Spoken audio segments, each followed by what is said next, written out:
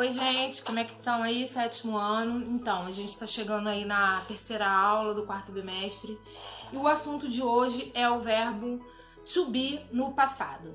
Então, vocês já conhecem o verbo to be, que tem três formas aí de aparecer, dependendo do sujeito, am, is ou are.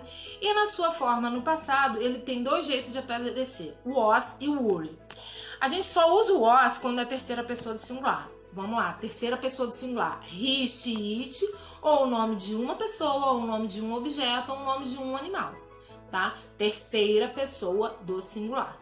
Para as outras pessoas, né? You, I, you, a gente usa o worry, tá? Nós vamos ver aqui, vou apresentar aqui para vocês como é que esse verbo aparece na sua forma afirmativa, negativa e interrogativa. Então está aqui. Essa aqui é a forma afirmativa do verbo to be no passado. Então, vocês vão ver aqui, ó, aqui estão os sujeitos, que isso aqui, no caso, são os subjetos pronomes, que funciona como pronomes pessoais, né?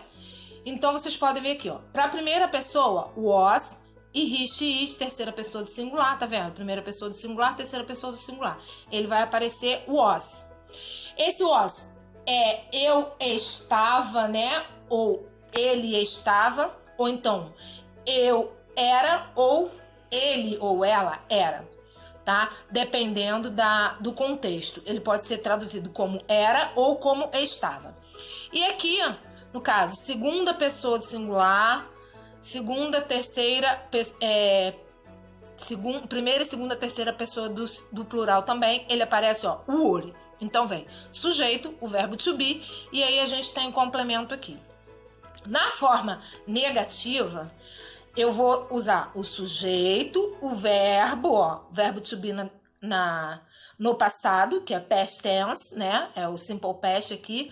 Então, was ou were, mas aí eu vou acrescentar o not. E na sua forma contrata fica wasn't e weren't, tá? Dependendo da pessoa.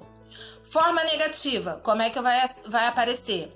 Aí o verbo vai vir, ó, para antes do sujeito. Então tem o verbo aqui, vem o sujeito e aí eu tenho o complemento da frase e ao final eu boto o ponto de interrogação. Outro assunto que a gente vai trabalhar são as preposições, tá? Preposições in, on e at. Eu tenho três situações em que ela aparece. São três regrinhas básicas aí. A preposição in eu uso antes do mês, quando eu quero indicar antes de um mês. Ou então antes do ano, né? Ou de uma estação do ano ou um período do dia. A preposição on eu uso para antes de um dia da semana ou quando eu indico mês, dia e ano, no caso é uma data específica, tá? Que aí vai vir tudo junto, mês, dia e ano, aí eu uso on. Ou então quando eu uso o dia da semana juntamente com o período do dia, que no caso poderia ser manhã, tarde e noite. Então tá aqui o exemplo para vocês. Friday morning. On Friday morning, quer dizer, na sexta-feira de manhã. E tem o at, que eu uso para a hora, né? Incluindo aí midnight, que quer dizer meia-noite, e night. E também para datas comemorativas. Aqui algumas expressões que a gente usa que indica passado, tá? Last night, last Tuesday, last week, last month. Last quer dizer último, que já passou. Última semana, última sexta-feira, última noite, último ano. Aí vai depender o que vai vir depois desse last aí. Agora eu vou explicar para vocês os exercícios de acordo com este conteúdo. Então vamos lá. Aqui eu tenho o exercício número 1, que vocês vão completar com o verbo to be, ó, no simple past. O que vocês vão usar aí? Was ou were. Se for na forma negativa, né, vai aparecer a indicação.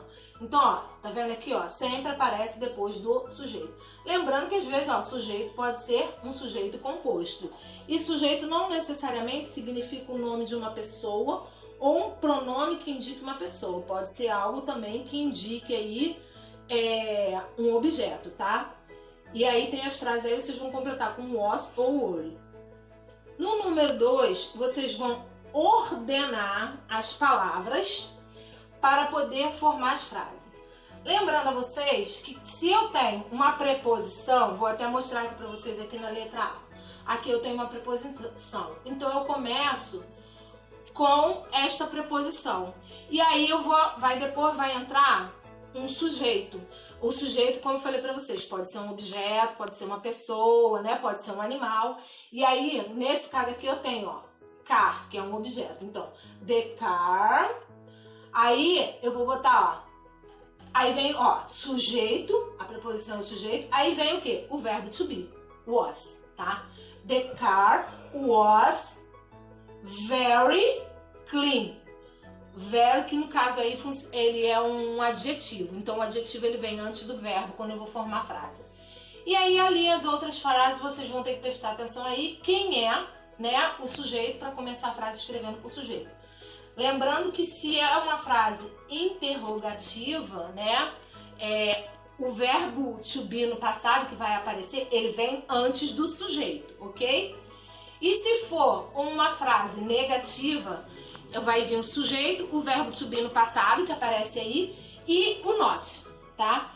É assim que vocês vão fazer o número 2 aí. No número 3, vocês vão reescrever as frases na forma negativa e interrogativa, cada uma das frases.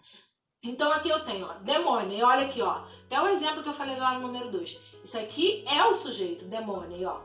The money was on the desk last week. Na forma negativa, the money wasn't on the desk last week. Forma interrogativa, was the money on the desk last week? E o ponto de interrogação no final. Cada uma das frases eu vou escrever tanto na negativa como na interrogativa. Então preste bastante atenção, não é difícil. Se vocês tiverem dúvida, é só vocês olharem lá na página da apostila de vocês, que no caso está na página 25 e 26, tá? Tirem as dúvidas lá, olhem na hora de fazer para que façam da forma correta. No número 4, vocês vão completar com as preposições in, on ou at. Como eu expliquei lá no início, cada uma aí tem uma regrinha para se usar. E aí vocês podem olhar lá na página 25 da apostila de vocês. O número 5, vocês vão passar as frases para o passado, tá? É só escrever as frases no passado. Então tá aí, ó. Change the sentence into simple past. Então aqui, ó. Aqui o verbo está no presente. A única coisa que muda aqui na frase é o verbo to be. Aqui o meu verbo está no presente. E aí eu vou passar ele no passado. Se aqui eu uso is, é só vocês consultarem lá. Por quê? Porque aqui é Mary, então é terceira pessoa do singular. E aí eu vou usar o quê? Vou fazer essa para vocês saberem, ó. Mary is my best friend. No passado fica Mary was my best friend. Pronto, é só isso, tá? Espero que vocês tenham entendido. Essa é o nosso assunto de hoje. Até a próxima aula, gente.